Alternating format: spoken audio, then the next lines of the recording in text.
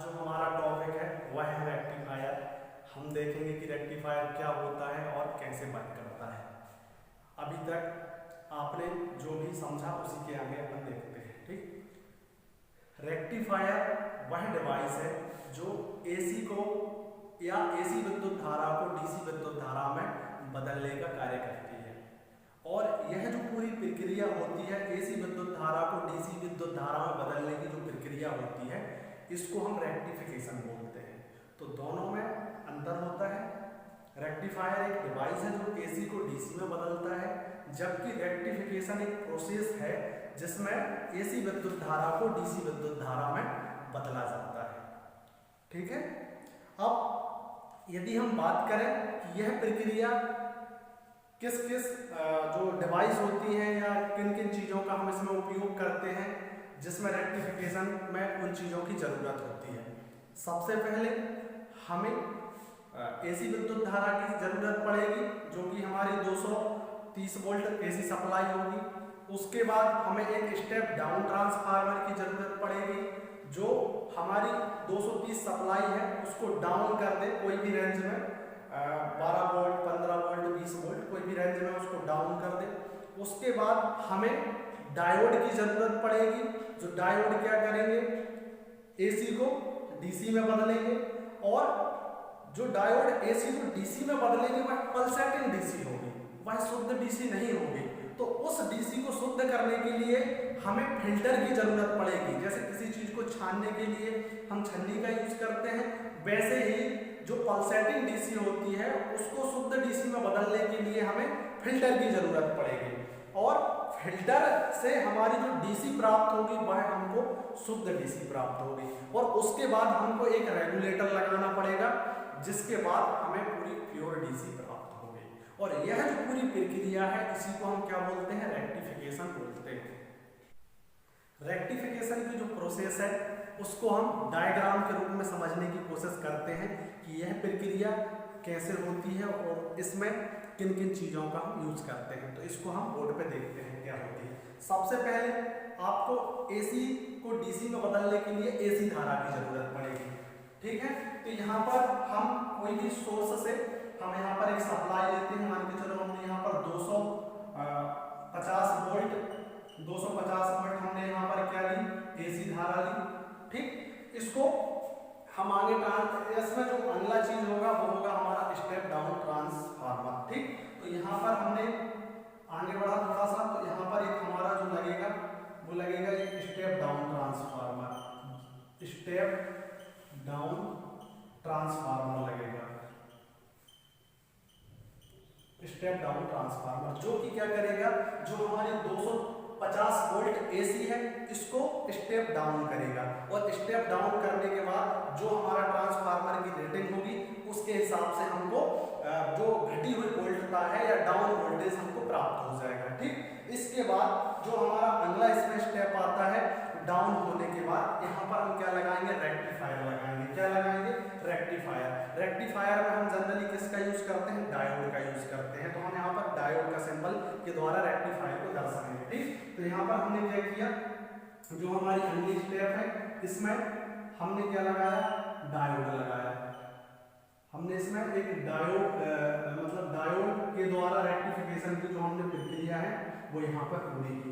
अब यहाँ आपको समझना है अभी तक यहाँ जो भी है वो एसी मिल रही थी। ठीक, यहाँ आपने क्या किया, ये आपने किया है स्टेप डाउन किया है। ठीक, यहाँ पर आपने रेक्टिफायर लगाया है। क्या लगाया है, रेक्टिफायर लगाया है। यहाँ पर आपने रेक्टिफायर लगाया है।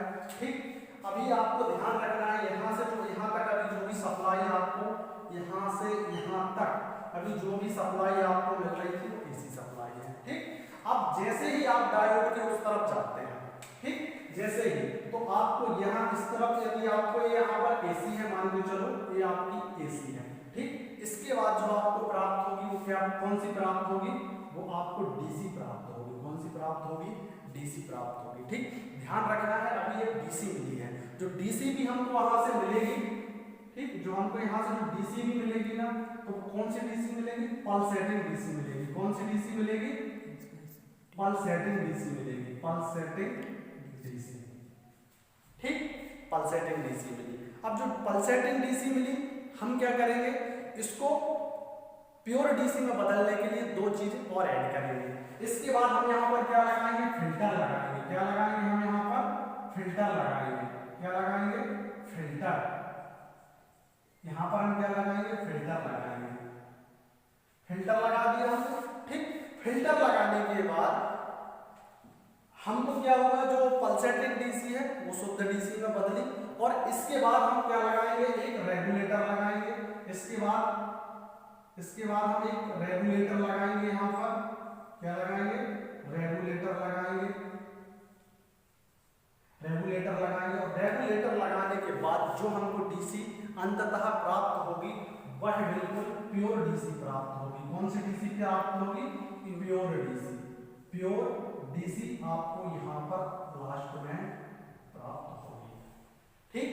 यह जो पूरी प्रोसेस है एसी से डीसी में बदलने की, इसको आप क्या बोलते हैं, इसी प्रोसेस को आप बोलते हैं रेक्टिफिकेशन। क्या बोलते हैं, रेक्टिफिकेशन। रेक्टिफिकेशन आई बात समझ में, ठीक। तो ये प्रोसेस होती है आपकी एसी को डीसी में बदलने की। और जनरली हम क्या मान के चलते हैं कि हमने एक डायोड लगाया और हमारा पूरा काम हो गया, ठीक।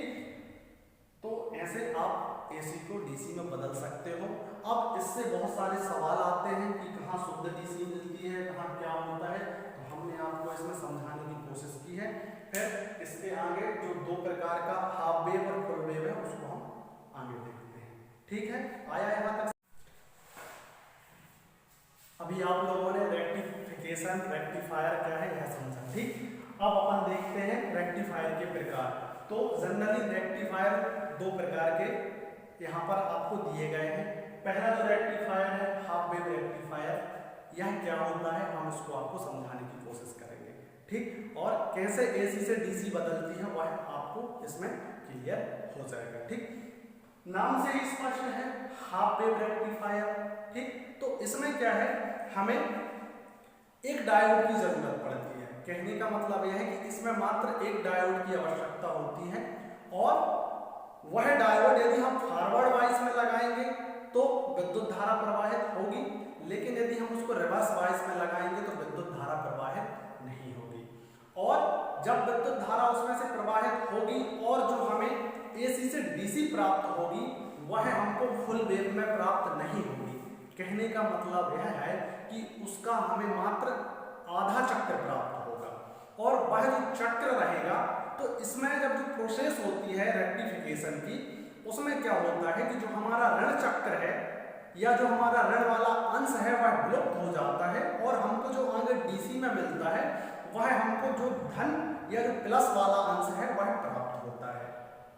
इस प्रकार जो हमें डीसी मिलती है वह हमको हाफ वेव डीसी मिलती है, इसलिए इसको हाफ वेव रेक्टिफायर कहा जाता है।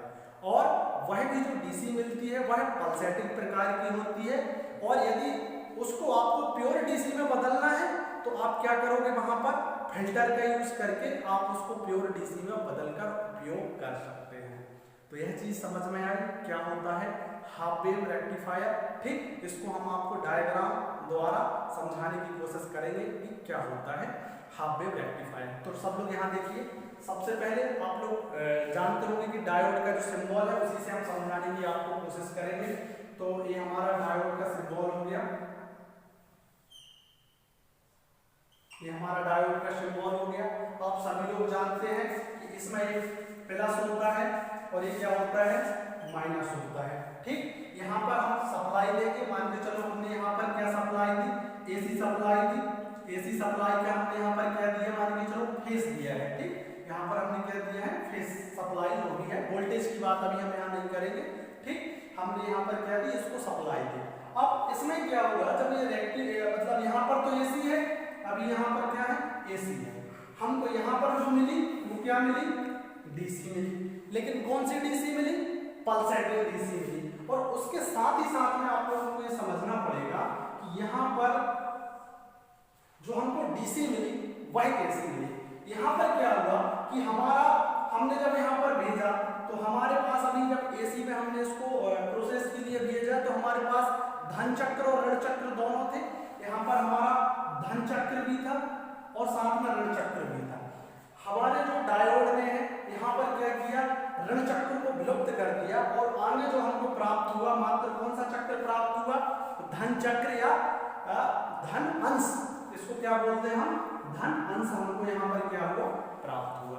ठीक, तो मतलब जो अभी हमारा गोला इस प्रकार से ऐसा पूरा बनकर जो सर्कल पूरा होता है ऋण और धन को मिलाकर, वह पूरा नहीं हुआ। तो यहाँ जो हमको प्राप्त हुआ तो वो इस प्रकार से प्राप्त हुआ, इस प्रकार से। ठीक, और वो भी कौन सा चक्र प्राप्त हुआ, धन वाला। आपको पता है जो लाइन के नीचे होता है वो कौन सा होता है, ऋण वाला चक्र, तो वह आपको प्राप्त हुआ नहीं, आपको मात्र कौन सा हुआ है, धन वाला प्राप्त। और यह भी जो आपको प्राप्त हुआ है यह डीसी तो है, ठीक, लेकिन कौन सी है, हाफ वेव।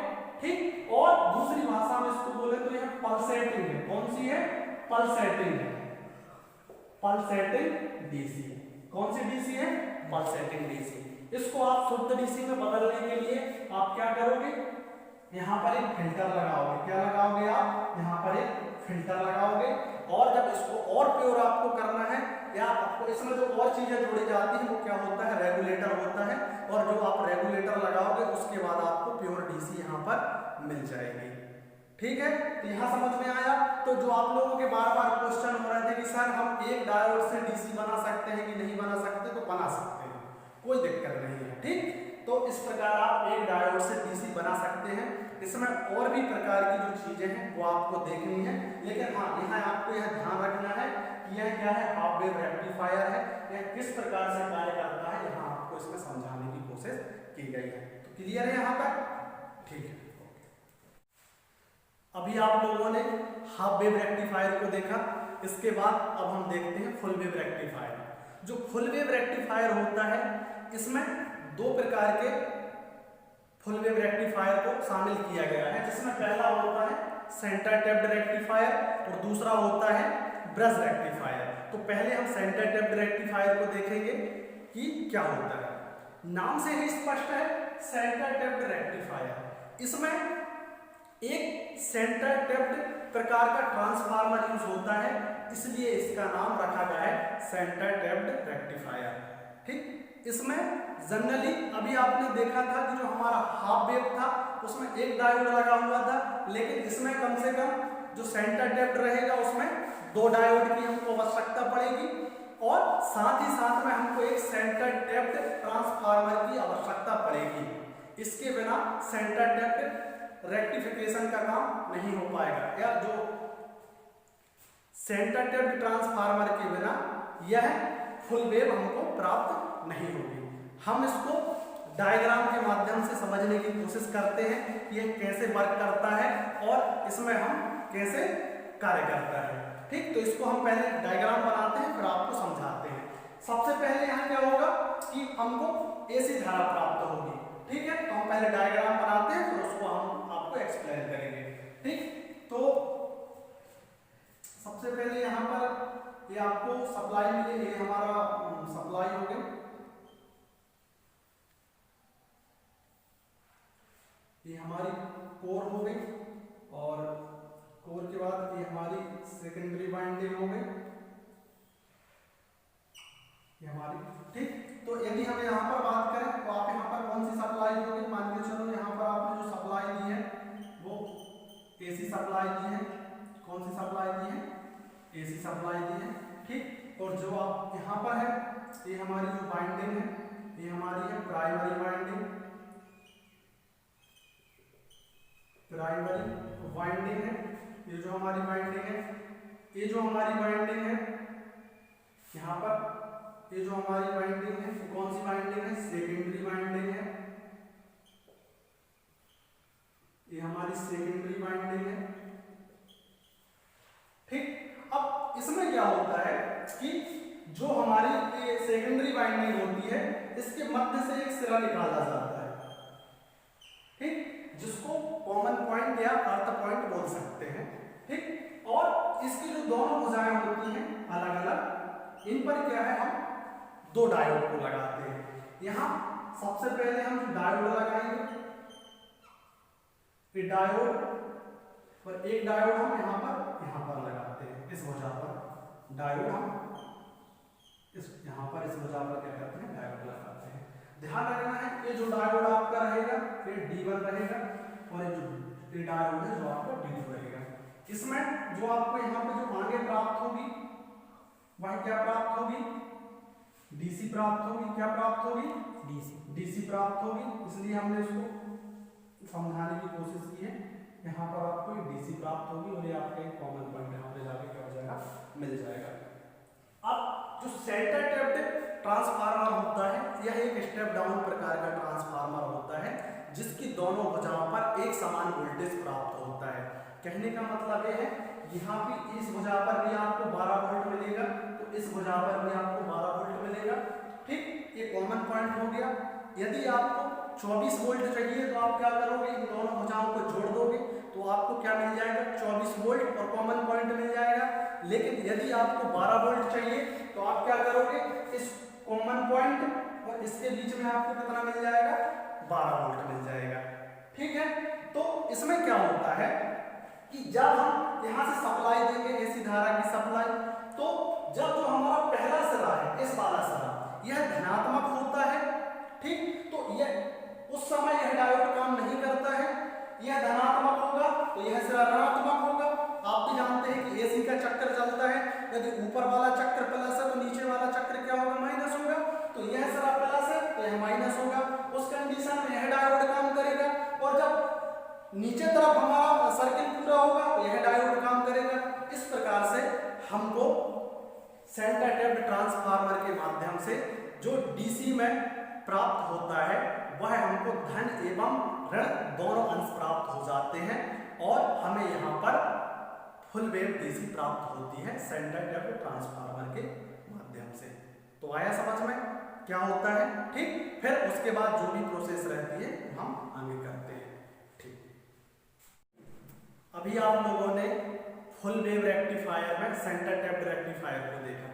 इसके बाद जो दूसरे नंबर पर ब्रिज रेक्टिफायर है हम उसको देखते हैं कि वह क्या होता है किस प्रकार वर्क करता है। जो ब्रिज रेक्टिफायर होता है इसमें हमें 4 डायोड की आवश्यकता होती है। इसमें किसी भी प्रकार का ट्रांसफार्मर नहीं लगाया जाता सेंटर टैप्ड प्रकार का।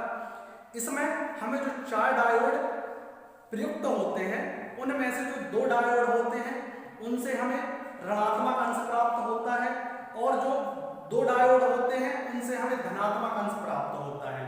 इस प्रकार हमें डीसी में धन एवं ऋण दोनों अंश प्राप्त होने के कारण हमें एक फुल वेव प्रकार की डीसी प्राप्त होती है। इसका हम डायग्राम बना के आपको समझाने की कोशिश करते हैं जिससे कि आपको इसमें समझ में आ जाएगा। हाँ, इसमें हमें एक सप्लाई सोर्स की जरूरत पड़ेगी, भले वह ट्रांसफार्मर हो अथवा ना हो उससे कोई अंतर नहीं आएगा। ठीक, तो इसमें हम आपको समझाने की कोशिश करेंगे। सबसे पहले आप एक ट्रांसफार्मर यदि आपको स्टेप डाउन करना है तो आप इसमें एक ट्रांसफार्मर ले सकते हैं तो अच्छी बात है।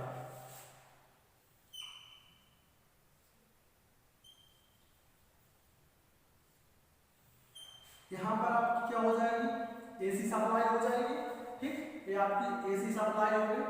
ठीक, वोल्टता हम यहाँ मेंशन नहीं करेंगे, कोई भी आप वोल्टता इसमें ले सकते हैं जो भी जनरली 230 ही चलती है। ठीक, इसके बाद क्या हो गई कोर हो गई और इसके बाद ये आप स्टेप डाउन है तो स्वाभाविक सी बात है कौन सी हो जाएगी सेकेंडरी हो जाएगी। यहाँ पर ये आपकी कौन सी हो गई सेकेंडरी वाइंडिंग हो गई। ठीक, हम इसी में आपको समझाने की कोशिश करते हैं कि कैसे इसमें डायोड लगाए जाते हैं। इसमें अब आपको ध्यान देना है जो डायग्राम बनेगा ब्रिज रेक्टिफायर को हम डायग्राम के माध्यम से देखने की कोशिश करते हैं कि यह किस प्रकार वर्क करता है। इसमें हम एसी सप्लाई देंगे। आप इसमें कोई ट्रांसफार्मर भी लगा सकते हैं जो कि एक स्टेप डाउन प्रकार का ट्रांसफार्मर होगा और हम 4 डायोड यहाँ पर लगाएंगे और एक ब्रश की तरह उनको अरेंज करेंगे जिनका क्रम इस प्रकार से होना चाहिए। यदि क्रम गलत होगा तो यह सही तरीके से कार्य नहीं करेगा।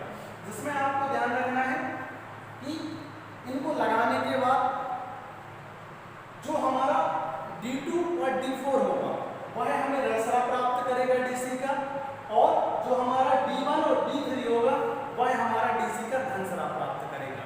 उसके बाद जो सिरे बचते हैं वहां पर हम एसी की सप्लाई दे सकते हैं। न्यूट्रल और फेस का कोई प्रॉब्लम नहीं, आप कहीं भी दे सकते हो। ठीक, तो इस प्रकार से जो आपको आउटपुट में यहाँ पर ब्रश रेक्टिफायर के माध्यम से फुल वेव डीसी प्राप्त हो जाएगा। इसमें किसी को कोई कंफ्यूजन है?